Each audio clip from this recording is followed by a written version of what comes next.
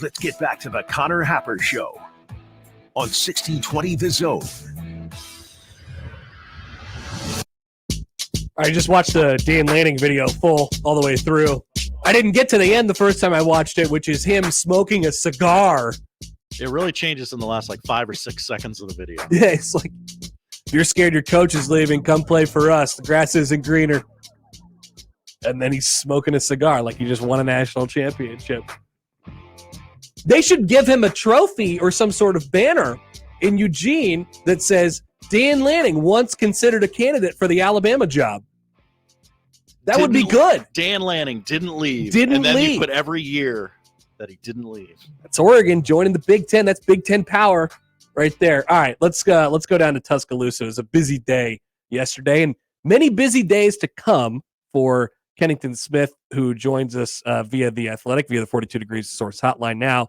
Kennington, good morning. How are you? I am. I can't even really find the words, honestly, but it's been a whirlwind. Just a little background, true story. Yesterday was my birthday, and I was halfway to Atlanta to meet my family for dinner when the news broke. Needless to say, my birthday dinner was Starbucks, and at the nearest location that I could find, and worked there for a few hours, and then came back to Tuscaloosa. So, oh jeez. That was my birthday. It was memorable to say the least. So thank you, Nick, for that. But this is also my first year covering Alabama. So to say that I got to cover Saban's last year and get a chance to kind of cover everything surrounding his retirement and who's going to replace him is pretty dope, honestly. So all things considered, I'm doing well. So when are you going to celebrate your birthday? In March or something like that? What's the plan?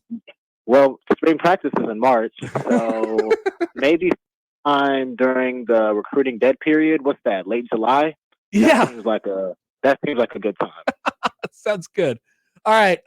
So you took us through the sort of initial thought of yesterday and what you were up to, but as far as what was the first thing that hit your head as far as the program is concerned? Obviously, people sort of started with their Saban memories, and I think there's absolutely a good time for that. He's the greatest college football coach of all time and had the greatest run of all time. But what was sort of the first thing that hit your head yesterday as you began to process things?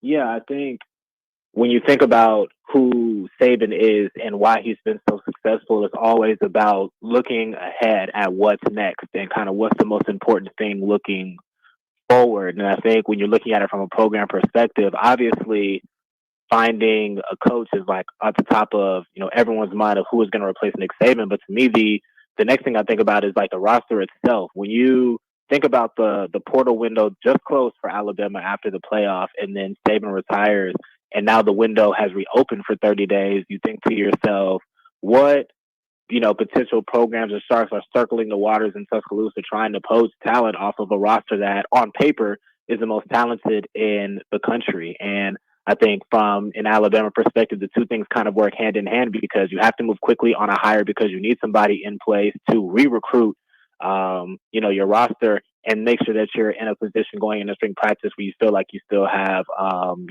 team that can contend for a championship. So I think that's kind of where my mind went is, what's going to happen to the roster. You think about the players who just spent their freshman year at Alabama who signed to Alabama to play for Nick Saban. You think about the kids in the 2024 class who, again, signed on to Alabama to play for Saban, and their first day of classes was, I believe, yesterday or the day before, and now they have, this announcement. So what's the future hold for the youngest players on the roster, and then how quickly can Alabama get somebody in place to kind of stabilize things? There's a lot there. I want to get to a few of those things here in just a second, but Kennington, you mentioned you've been down there for a year, and you got to cover Saban's last year. I just generally, what was it like? And especially from you as sort of a newcomer, I know the Alabama media, a lot of them have been there for a long time. How was it working with Saban and with the program for the last year of a historic run like that? Yeah, I think for me personally, it was just a really great experience. I think an honor would be a way that you can describe it. I think the what stuck out to me about him is just he walks into a room and shifts the energy. He just has this aura about him. And I think the way that he demands excellence from his players, you kind of feel that as a reporter, you go into a press conference and you want to feel like you're prepared, and you want to feel like you asking the good questions so you can get something back from him. He just kind of draws that out of people. I think there have been certain tells throughout the season that indicate this would be his last year. I think about the Tennessee game where Alabama gets this emotional win and he takes extra time on the field and he's going to every single corner of the stadium and waving to the fans personally and scanning the whole stadium.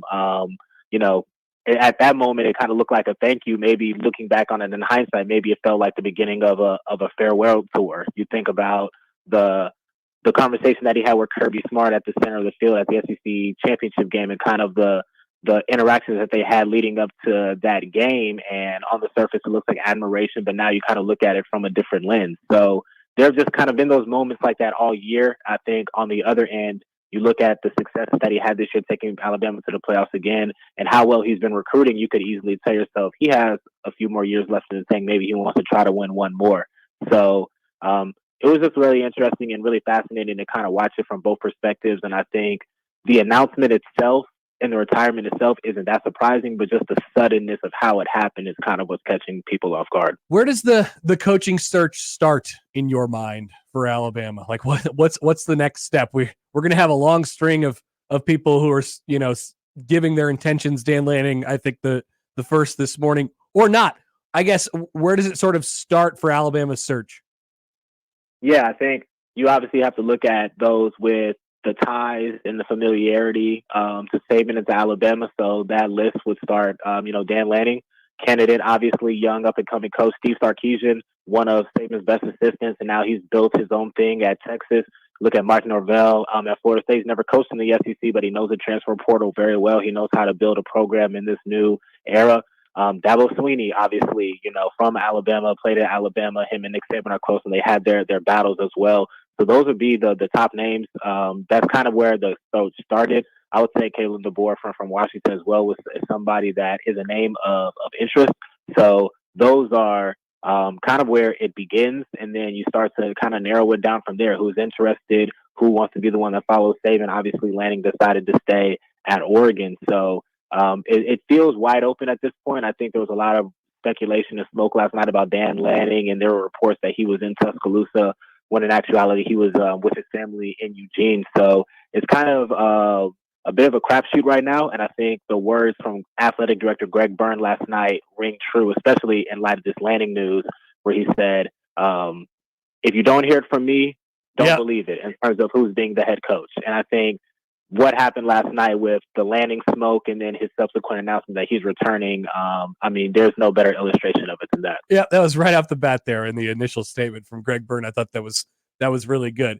And so what has been, I think the big thing that's sort of been said, the bullet point that's been said about this job is what you just mentioned right there. Who wants to be the guy who replaces the guy and the greatest, one of the, if it's not the greatest, one of the greatest college football coaches of all time, one of the greatest runs that we've seen. So who wants to be that person? Who wants to take on that responsibility? How much of a hindrance do you think that is? Like, I feel like people have maybe gone too far with it and talked about the job in way too negative of a light, I guess, over the last 12, 24 hours here since the announcement came down. I guess, what is your sort of assessment of the job and how Alabama is sort of positioned going into a little bit of a new era in college football, 12-team playoff and all these different things that are going on? It's still as good of a job as any.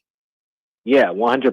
I think first to start, when you look at this year's team specifically, if a coach was able to come in and stabilize the roster, especially in the 12-team era, this is a team that can compete for a national championship next year. You keep most of the pieces in place and you bring in somebody who is a high-level coach, which I think we know Alabama's not going to bring in somebody that necessarily Saban doesn't approve of, or somebody that they don't think can fit the bill. So they're going to bring in somebody good, and they're going to have a good roster. I think, to your point, I think it is a little bit overstated about, coming in to replace Saban, because at the end of the day, like, let's be honest, there is no replacing Nick Saban as a coach, as a figure, as a force of nature in the sport. You can't replace Saban. I think the game just kind of moves forward and moves on and lets people kind of emerge as a star in their own right. So when you look at Alabama at significant transition periods, the program when Bear Bryant left was not the state of the program that it is right now. The program that Nick Saban inherited is not the program that this next coach is inheriting. This next coach is going to come in with top of the line facilities, top of the line support, one of the best rosters in college football, a number 2 ranked recruiting class in 2024, a number 2 ranked class in 2025. They're going to come in with a pretty full cupboard. Now, it's on that person to, sustain it and push it forward. But, this thought that this is going to be some, 2 years, if you don't win a national championship, you're going to be ousted type of situation. I just don't think that that's the right way to look at it from this lens. I think that Greg Byrne is going to try to make a 30-year hire or a 20-year hire like he did, with Saban. And I think it's going to, be a really attractive job when you think about everything that Bama has resources-wise. How much input do you think Saban has on his successor? Yeah, I think it's going to be a huge impact. I don't think Saban is he's not going to retire and just leave Alabama where it stands right now. He's going to be, I think, fully involved in the integration process. He actually is at the football facility today. Got there early this morning. He's been in the facility, throughout the day. I think, just maybe talking to the current coaches on staff, talking to the players, helping them through kind of this transition. But I think that he's going to be a fixture at the University of Alabama in some capacity for the years to come. So I definitely think that his 2 cents are going to be heard. Is he going to make the final decision? I would say probably not. I would leave that, to Greg Byrne, but I do think Saban's influence is going to be over this. All right. That is Kennington Smith of The Athletic. Well, Kennington, thanks for doing this, first of all. Second of all, we hope you get to celebrate your birthday at some point down the line. But we appreciate you coming on with us, man, and good luck in that coaching search. All right. Thank you. That is Kennington Smith of The Athletic. Covering a coaching search is fun. Covering a coaching search at Alabama coming off of Nick Saban, I don't even know what word I would use to describe that. It doesn't sound like it would be fun. Fun maybe is not the word. No. I'm not sure. We've already had a good taste of dispelling rumors and, things that got out there last night. I feel like there's not a lot of radio stations in Tuscaloosa breaking out a wheel today and having fun with it. Well, I also don't. That's a great point. It's a great way to put it. But I don't think it doesn't feel like it will take very long either. I think Nebraska's coaching search lasted, months, 2 months. They fired their coach at the beginning of the season. So feels like they'll probably zero in on half a dozen guys, and one of them will say yes. I wonder how far they'll have to go down that line if they do at all. And sort of where we go from there. Jim tweeted in at me a couple minutes ago. Hi, Jim. I said, imagine Saban announcing his retirement and saying he was giving the job to one of his assistants. No national search. A la Tom. So that honestly, that might be the way to go. He'd be like the only guy that could do it. Right. That kind of might be the way to go. It takes Kirby. It takes all of the other stuff out of it. Right. It would certainly be a lot cleaner. You don't make a hire to sort of skirt away from the drama piece of the coaching search. Like, that's not why you ultimately you want to end up with the best coach you could possibly have. But there is something to a soft landing of a handpicked Saban assistant who's already there and understands it. Definitely battles a lot of the blowback you're going to get. Like, this is handpicked. I don't know if that's an option. Handpicked guy. I don't know if that's an option. It doesn't seem like it. Greg Byrne sort of categorized it as a national search yesterday. So we'll see what happens in that. But there's a lot of angles to it. Many of them I'd like to get to coming up in the noon hour. First, Josh has the odd news when we return on 1620 The Zone. A quick reminder once again about our 1620 The Zone NFL playoff pick'em. Make your picks each week. You can see our VIP picks at the top of the page. Fade us, tail us, whichever way you'd like to go. But just pick winners for the weekend. Get your details. Get entered to win on our website. By the way, grand prize, $500. Get the details at 1620thezone.com. The Connor Happer Show. Follow us on Twitter @Happer Show for all the latest news and views. We may even say something interesting once in a while. Unlikely. Really, guys?